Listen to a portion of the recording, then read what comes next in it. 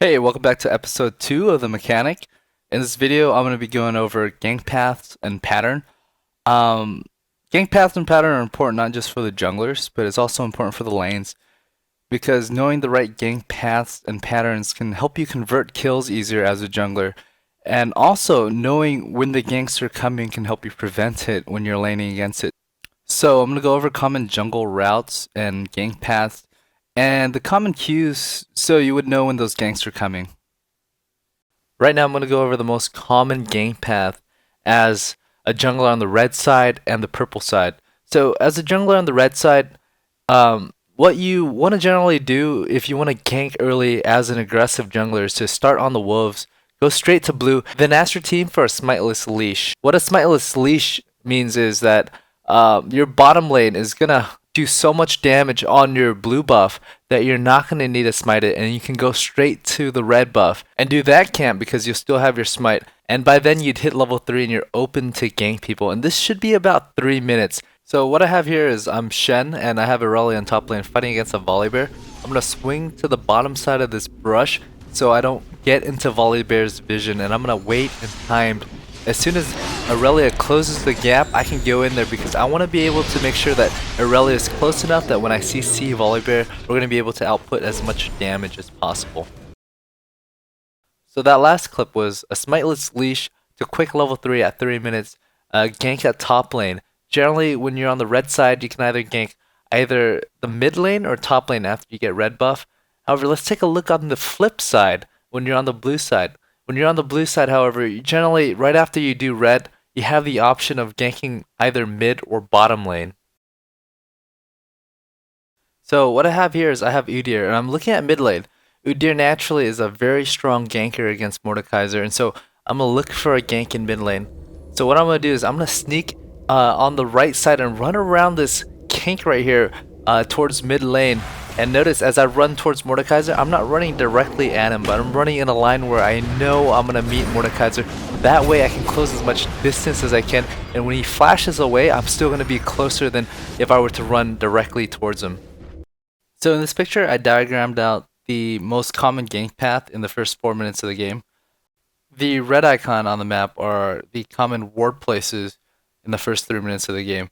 So depending on where the wards are, it would be more beneficial to take one path over the other.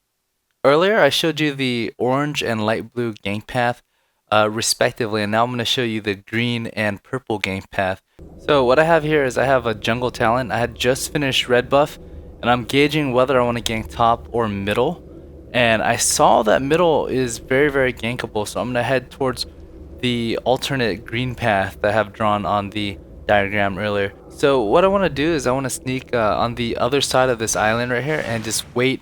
It's very important to wait until Karthus moves forward. When he's on his way forward, he's actually generally going to move a little bit more, and you can catch him off guard, and it'll take longer for him to react. So I'm going to go, I'm going to blink on him, and I'm pretty much going to one combo him.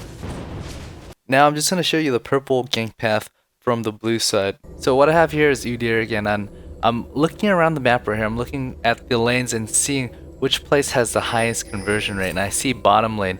And so what's important here is I'm hugging these walls to make sure that I am as far away from a ward position as I can.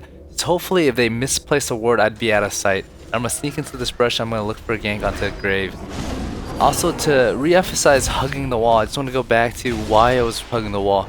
If there was a ward in the tri-brush in bottom lane, by hugging that wall, I would have been able to escape that vision.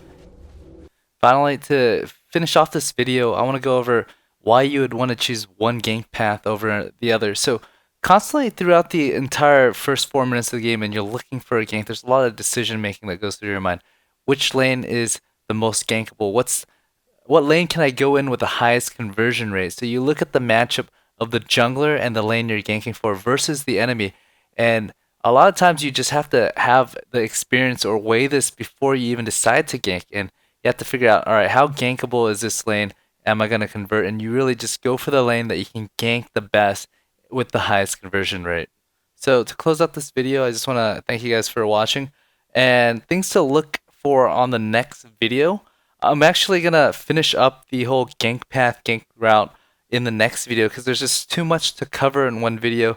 I'll go over alternate routes on ganking on non-smiteless leash ganks, and really I'll also cover the level 4 through level 11 ganks as well, and when and where to avoid wards because the warding becomes substantially different as the game progresses. So, like always, thanks a lot for watching. If you guys have any questions, comments, or advice, or what you guys would like to see in the future, just leave it in the comment.